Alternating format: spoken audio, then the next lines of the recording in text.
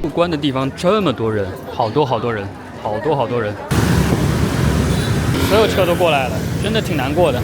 米其林餐厅吗？非常好吃。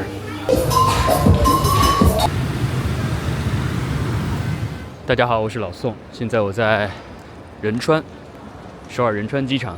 然后呢，接下来要坐越南航空的航班去越南胡志明市。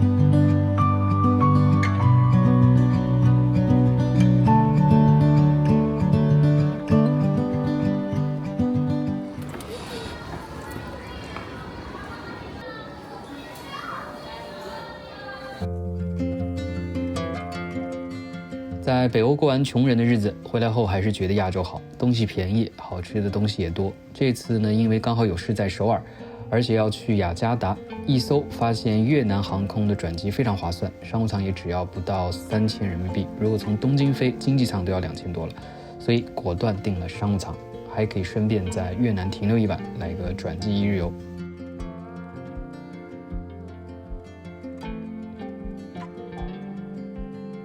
越南航空的787客机商务舱采用121的反鱼骨布局，每个座位为可全平躺的座椅，最长可以达到约190厘米的平躺床。座椅旁边有萤幕控制面板、阅读灯、耳机插孔、USB 及充电插口，以及座椅的调控面板。然后旁边的凹槽里面挂的是耳机。不过说实话，看起来它这个座椅清洁程度其实还是不到位。比较让人不太满意的是，座椅的清洁显然不到位，整体边缘都比较脏，污渍比较明显，感受上不太好。飞机上配的过夜包，新秀丽的，跟我这个包挺像的，我这是装充电线的包。然后里面的东西拿出来的话，它有一张小卡片，帮你把所有的东西都标记了一下，有牙刷、梳子，旁边是耳塞，然后这是一个唇膏，有一个小的唇膏，然后旁边这个应该是乳液，然后有一双袜子，另外它有一个这个小的贴纸，如果你睡着的话呢，它发餐的时候让它叫醒你，贴起来就行了。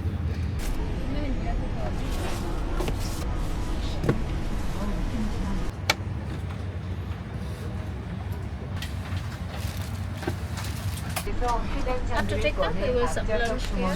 Okay, thank you.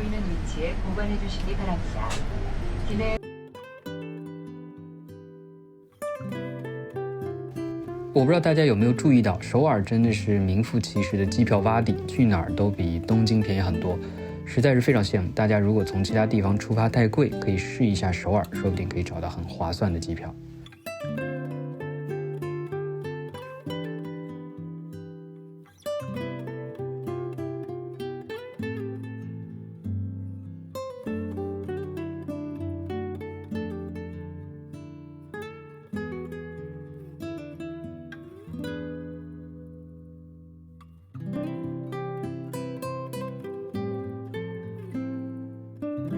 最近还是有朋友一直询问拍摄器材的问题。如果大家想要比较简单轻便的拍摄一些日常记录或是第一人称视角的视频，其实推荐大家可以关注一下最近 Insta360新出的 Go Ultra 相机。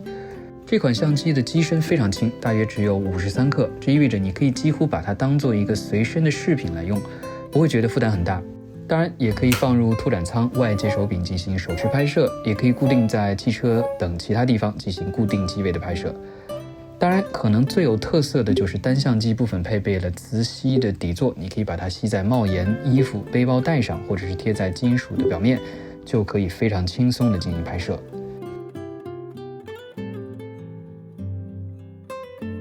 而且跟之前的 Insta360拇指相机相比呢 ，Go Ultra 这次呢改为采用可以插拔的 SD 卡，所以整体存储量的扩展非常方便，续航也比上一代好很多。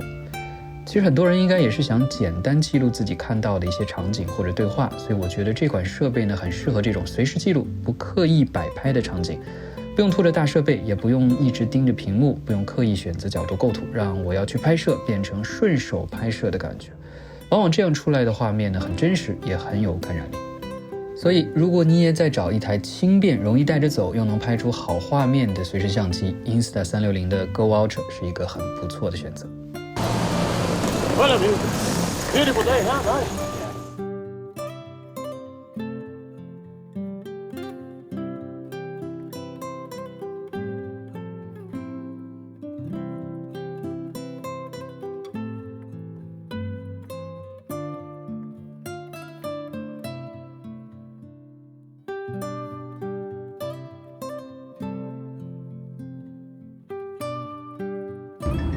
The passengers still welcome to Density Airport, Ho Chi Minh City.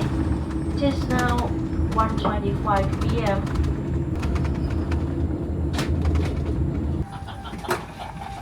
这边天气看着真好，很晴朗的天气。我们入关的地方这么多人，哇，这是入关的吗？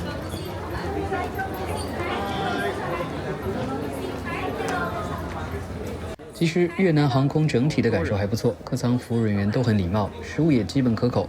不过入境的部分的确是非常糟糕的体验。一下飞机出了廊桥就是人挤人的入境大厅，完全看不到任何标识，也不确定对不对，基本上是被人流推着走，也没有任何引导的工作人员。而且本来狭窄的空间里还设置了售卖 SIM 卡的柜台和换汇的柜台，所以整个大厅极其的混乱嘈杂。好多人，好多人。完全看不到头。好不容易到了排队的地方，首先人非常多，其次工作人员的效率整体比较慢，整个入境的过程大概花费了1个半小时。终于出来了，越南这个海关真的效率非常低，很长时间，大概排了1个小时的队吧。尤其是跟之后的雅加达机场相比，实在是体验非常差。哇，都已经很早都出来了。哦，突然忘记了我的行李是直挂的，直接到那个雅加达的，应该是没有我的行李了，我再确认一下。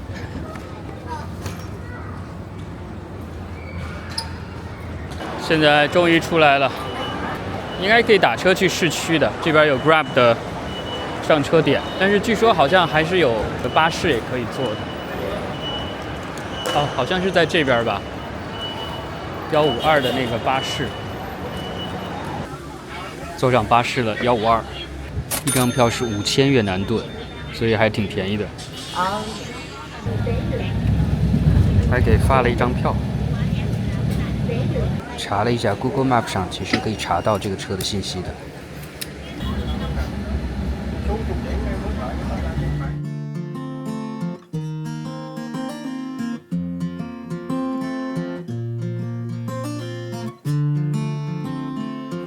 终于到了，大概30多分钟，不到40分钟的样子吧。看了一下地图，还得走大概7分钟的时间到今天订的那个 Airbnb。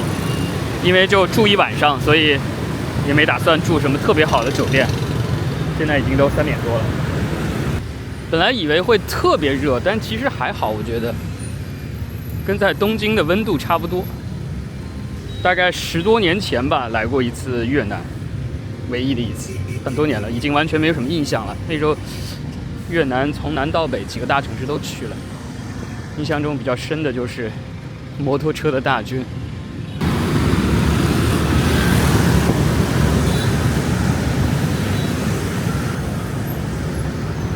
大路转进来的这个小巷子里面，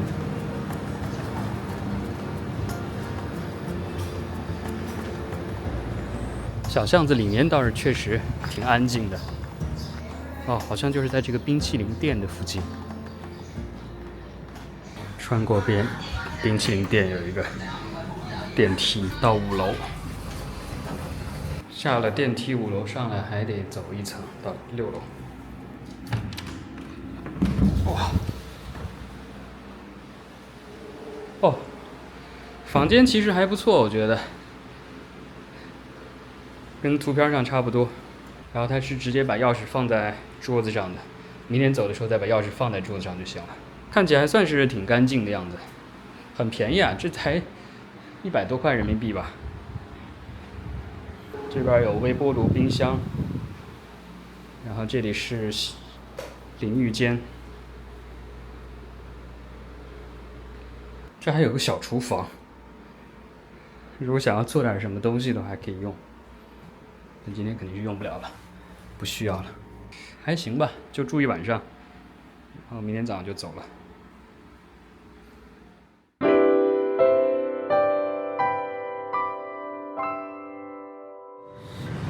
到房间里稍微睡了一觉，休息了一下，出来都5点多，然后天已经黑了，下午也太热，不太想出门，现在出去吃点东西。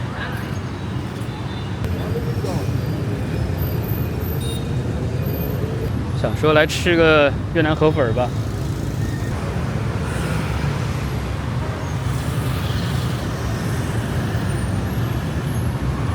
过马路就要得跟着当地人。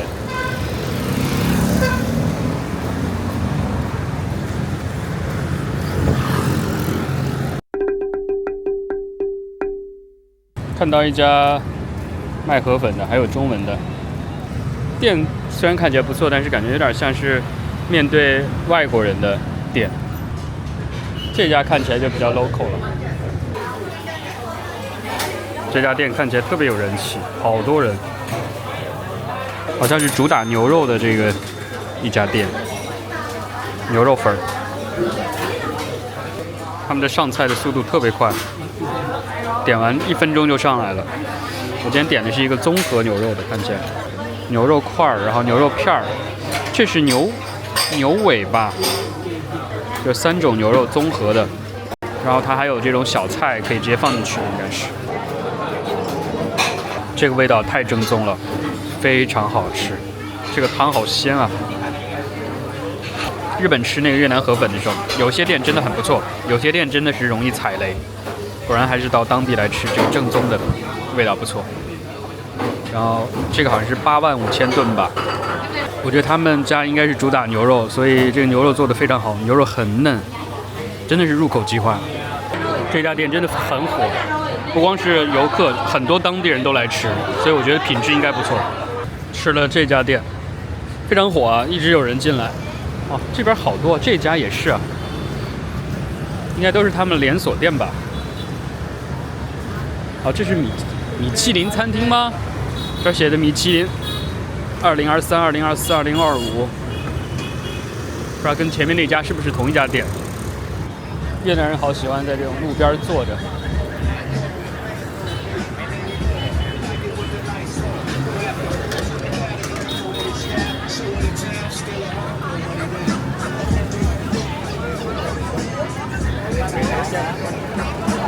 这里应该就是他们的那个槟城市场了，就是小商品市场，旁边有一些卖衣服的。其实河粉店倒是真的很多，遍地都是。感觉这边有很多这种马来人开的店很多，看起来好像是马来人的批发市场，很多人来这边进货的。这种街头小店，看起来都是当地人在吃的。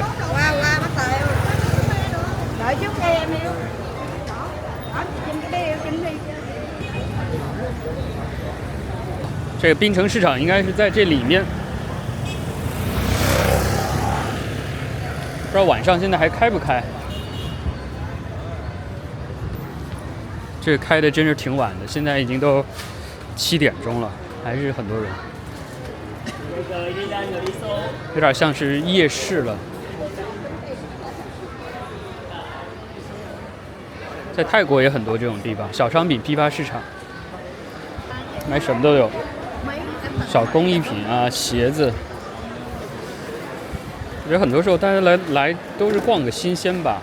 有人真的在里面买东西吗？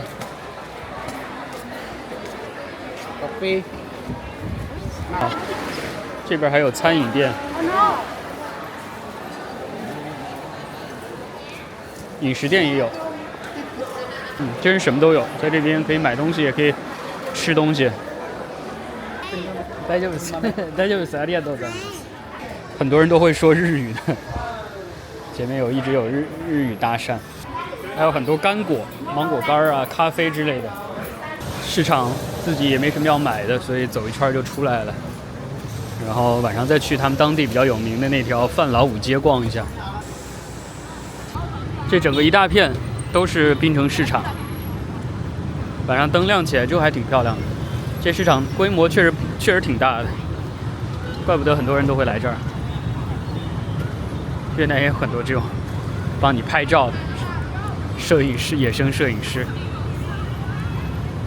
越南这个马路啊，真的是不好过。现在是绿灯，但是所有人都来了，所有车都过来了，真的挺难过的。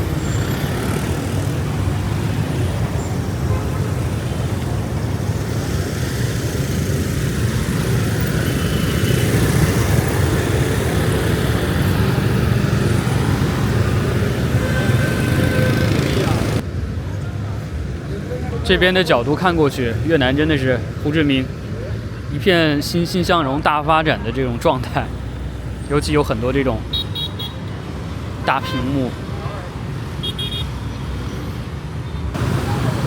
真的是完全车流不断呀！现在已经7点多了，街上还是这么多人，源源不断的摩托大军。就卖这个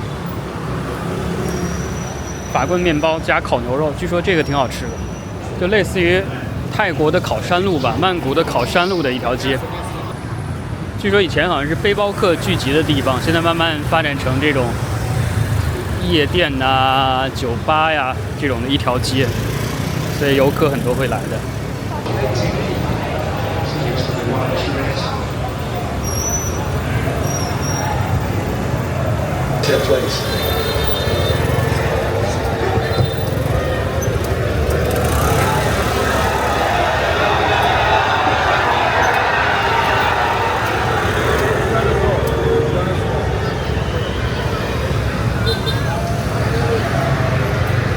哇，真的好多人啊，感觉有点头晕。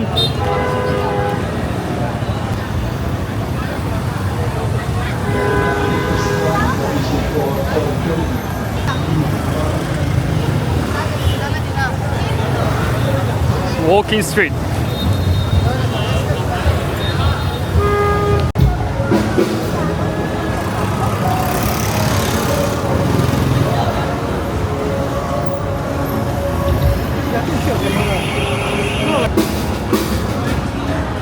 还有很多这种现场演唱的酒吧。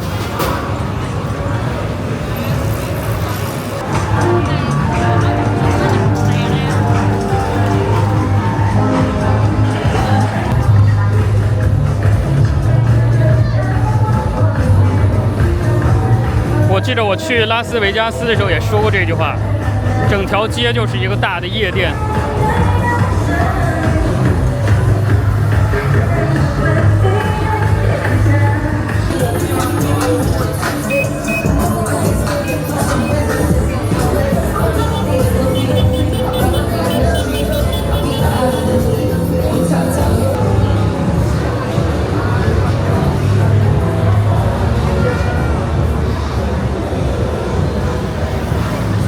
倒意外的没有那么多人。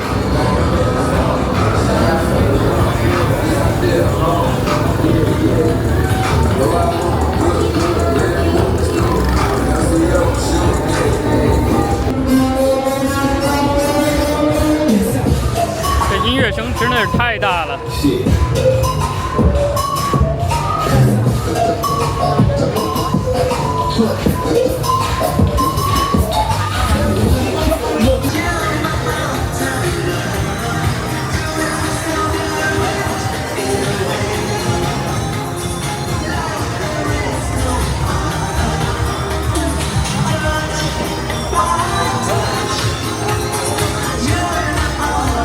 走到这边就稍微的安静一些了，刚刚那太吵了，声音太大了。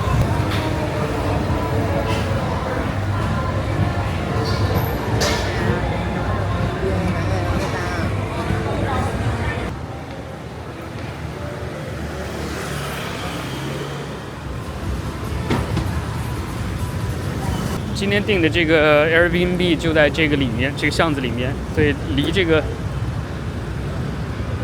大转盘的地方非常的近，其实挺方便的。走到那个滨城市场的话，也差不多不到10分钟吧，离那个范老五街也挺近的。虽然已经9点多了，还是很多人。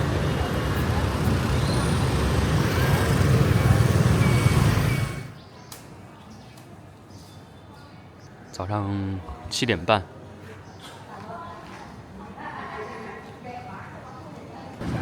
巷子里面看起来有点暗，但外面其实完全已经大亮了。这边阳光就很强烈。这些摩托车真的是从早晨到晚上一直都有。现在要去打车去机场了。看了一下，觉得时间还来得及，时间还挺多的。然后 Google Map 上查了一下，旁边就有这个公车站，所以想说还是坐公车去吧，便宜太多了。而且因为行李直挂到印尼，所以没什么行李，就一个小背包，也不用也挺方便的。如果拎箱子的话，估计坐公车就比较麻烦了。成功坐上车了，还担心找不到车站，然后问了好几个人才找到准确的车站，而且那个车站它站牌没有写152，还好有一个小姑娘还挺好的，让我就在那儿等，然后等车过来的时候，她就招手让车停下来。我觉得我自己可能会找不到，所以大家建议还是别挑战了，尤其拿行李的话呢，就 Grab 打个车吧。像这个地方，它就明确有这个152的站牌，所以我估计刚那个站呢，它就属于这种叫招呼站，就是你不打招呼，它就不会停的。所以不是当地人的话，可能搞不太清楚。还好有那个小姑娘帮我招手拦下来了。昨天可能因为刚好一直开着门，所以没什么太明显的感觉。今天就很明显，里面是有空调的。It's never been my place to be. You don't know if you're still awake. And haven't had a dream for weeks. 又到机场了。今天因为好像没什么人，所以特别快，不到半小时就到了，比 Google Map 上显示的时间还要快一点。You bought chưa? Yeah. That's it. That one? Yeah. Okay, thank you.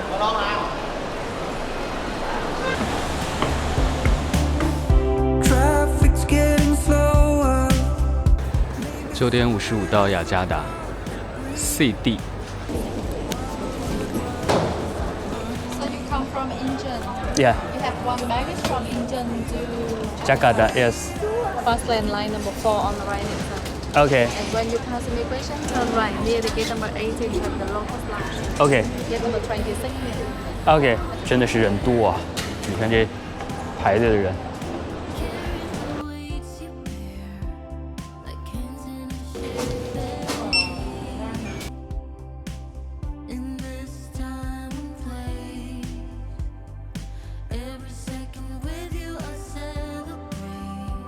我感觉越南机场他们的空间利用的非常好，不管是入境、出境啊什么的，各种空间全都是摆满了卖货的商品啊，还有什么 SIM 卡之类的东西。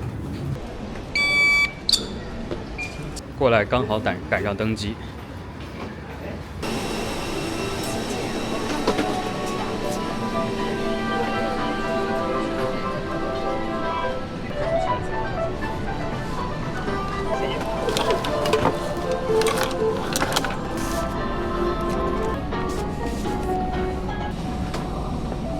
Under the seat in front of you, hand luggage.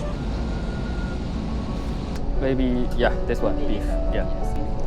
Can I have a Coke Zero?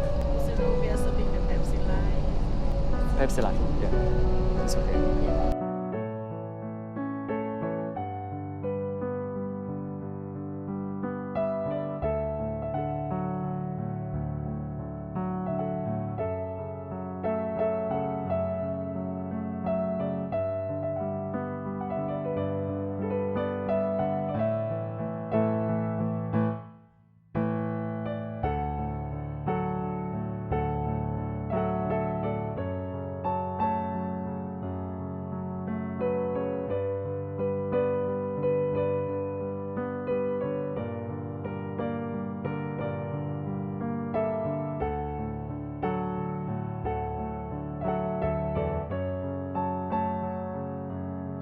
Welcome to Soekarno Hatta International Airport, Jakarta.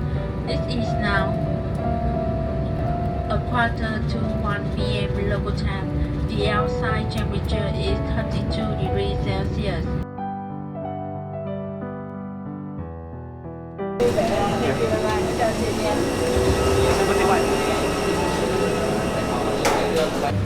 2个半小时到雅加达了。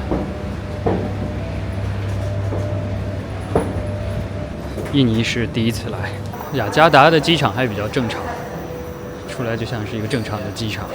胡志明那个机场真的是，一出来就是市场，各种吆喝声，完全看不到任何的指示。从那个登吉廊桥一出来就是乌泱泱的人，感觉特别混乱。这边就正常多了。雅加达的机场这边专门有一个牌子，上面写的 “No tipping allowed”， 就是不允许小费。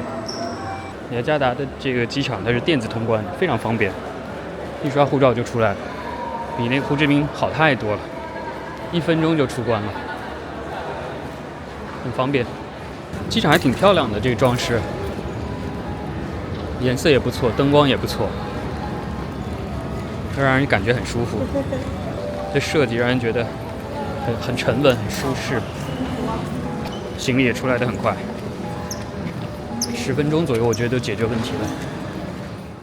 结束了在越南的短暂停留，继续乘坐越南航空的飞机抵达印尼的雅加达，整体入境感受很不错。下一集我们一起来看看雅加达这座交通混乱、贫富差距巨大但又极其有生活感的巨大城市，给人一种怎样的旅行体验？